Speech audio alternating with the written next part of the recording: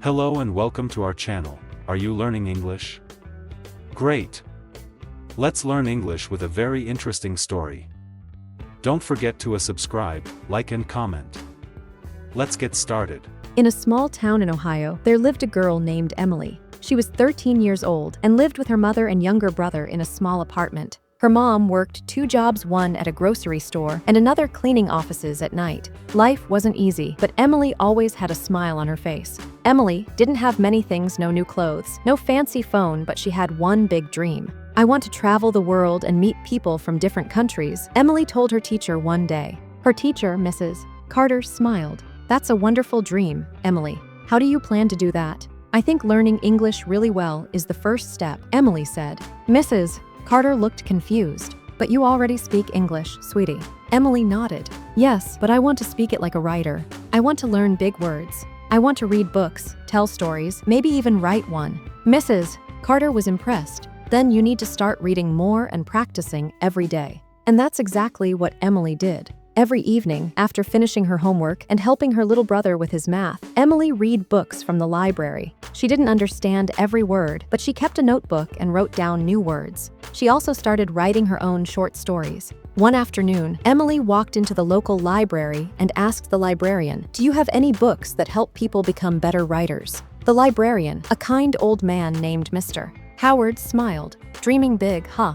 Emily nodded. "Yes, sir. I want to be a writer. I want my words to go far." "Well, Mr. Howard said, then we'd better get you started with the right books." He handed her a book called The Writer's Journey. Emily opened it and felt something magical, like her dream was one step closer. That night, Emily stayed up late reading. Her little brother, Jacob, came to her room and asked, "Why are you reading with a flashlight?" "I'm learning how to write better," she whispered. "Someday, people might read my stories and feel something special." Jacob smiled and said, "You're going to be famous." Emily laughed. "Maybe, but first, I need to learn more words." And so, Emily began her journey one page at a time. Weeks turned into months. Emily was now writing every day.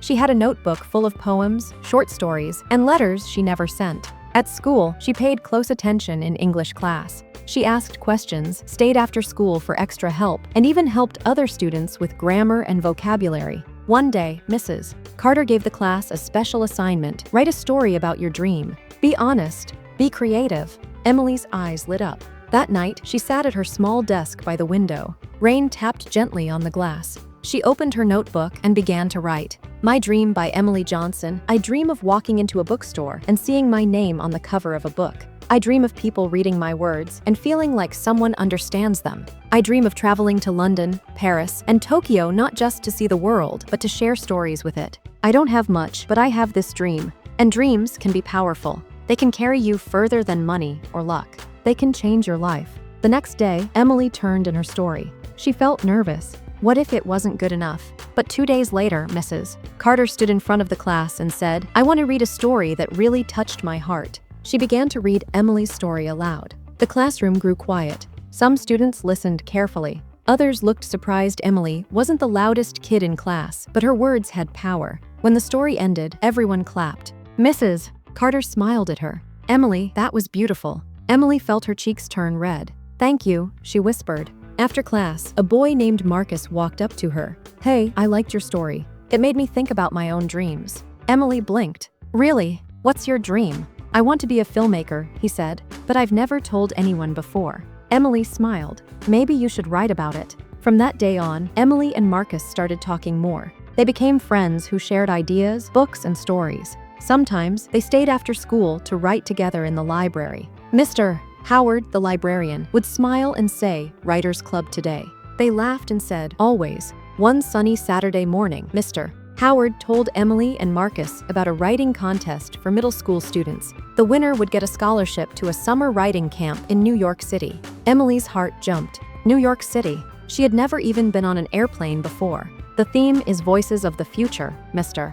Howard said. "You both should enter." Marcus looked unsure. "I don't know if I'm good enough." Emily turned to him. "You are. We both are. We have to at least try." That afternoon, they sat at the back of the library with their notebooks. Emily wrote about her mom, how hard she worked, how she never gave up, and how she told Emily, "Your words matter." Marcus wrote about his grandfather, a quiet man who taught him how to use a camera and told stories without saying much. His piece was emotional and honest. For the next 2 weeks, they wrote, edited, and rewrote. Mrs. Carter helped them polish their grammar. Mr. Howard taught them how to format their work for submission. They learned words like narrative, perspective, and metaphor. One evening, after they printed out their final drafts, Emily looked at her paper and whispered, "No matter what happens, I'm proud." Marcus nodded. Same. This already feels like a win. They mailed the entries and waited. Days passed, then weeks. One Friday, just before the final bell, the school principal entered their classroom with a big envelope.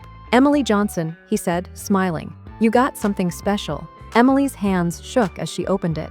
Inside was a letter with a gold seal. She began to read it out loud, her voice trembling. "Congratulations. You are one of 10 students selected for the Young Voices Writing Camp in New York City." The room burst into cheers. Mrs. Carter hugged her. "You did it, Emily." Marcus clapped the loudest. "That's my writing buddy." Emily laughed and looked around the room. "Wait, what about you, Marcus?" He smiled and pulled out an envelope from his backpack. "Got mine this morning." They both screamed with joy. 2 kids from a small town, 2 big dreams, and now a big adventure ahead. The day of the trip finally arrived. Emily packed her things carefully, her notebook, a few clothes, and the tiny dictionary Mr. Howard gave her as a gift. Inside it, he had written a note. "Every big dream starts with a single word. Keep writing." Mr. Howard at the airport, Emily and Marcus were wide-eyed. They had never flown before. The plane was huge. The seats had screens. The flight attendant smiled and asked, "First time flying?"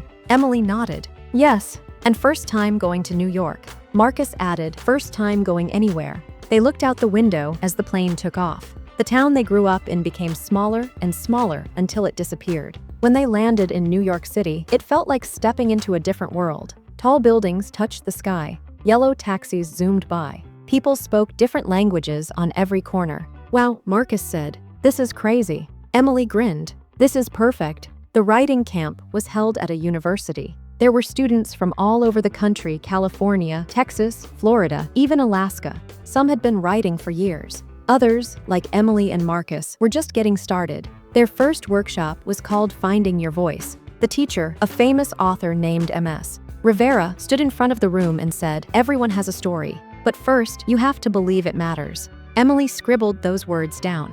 That week, they learned so much. They wrote stories about their past, poems about their dreams, and essays about things they cared about: family, friendship, fear, and hope. They read each other's work, gave feedback, and learned how to listen not just with ears but with heart. One night, Emily stayed up late in her dorm room, looking at the city lights outside. She thought about her mom back home, probably still working late, and her little brother Jacob, waiting to hear about her trip. She picked up her pen and began writing a letter. "Dear Jacob, New York is loud, fast, and beautiful. I saw the Statue of Liberty today. Did you know she holds a book? I think that's a sign. I want to write books too. One day, I'll bring you here. Keep doing your homework, okay? And tell Mom I love her. Love, Emily." Later that week, there was an open mic night at camp. Students were invited to share their writing in front of everyone. Emily was nervous. "What if I mess up?" she asked Marcus. He smiled. "You won't. You've got this." When it was her turn, Emily walked up to the microphone, hands shaking. She looked at the crowd, took a deep breath, and began to read her story. It was about her mom, about Ohio, about a girl who wanted to change her world with words. When she finished, there was silence and then a standing ovation. Tears filled her eyes. This moment, this feeling, it was everything she had dreamed of. After open mic night, something changed inside Emily. For the first time, she didn't just hope she could be a writer, she knew she could. Back home in Ohio, things were still the same. Her mom worked hard, Jacob still asked a million questions, and the library still smelled like old books. But Emily was different now. She wrote every day. Her stories got longer, deeper. She sent one to a youth magazine, and a month later, it got published. Mrs. Carter printed it and framed it for the classroom wall. Marcus started making short films based on their stories. They posted them online, and people began to notice. One day, an email popped up on Emily's screen. Subject: Scholarship Award, Young Authors Program. She had been accepted into a high school for creative writing in another state. Full scholarship. Tears filled her eyes. She ran to her mom, showed her the letter. Her mom smiled, hugged her tight. "I always knew you could do it." Emily looked out the window, where the sky stretched wide and full of possibilities. She whispered to herself, "This is just the beginning." And it was, because when you dream big, even the smallest voice can reach the world.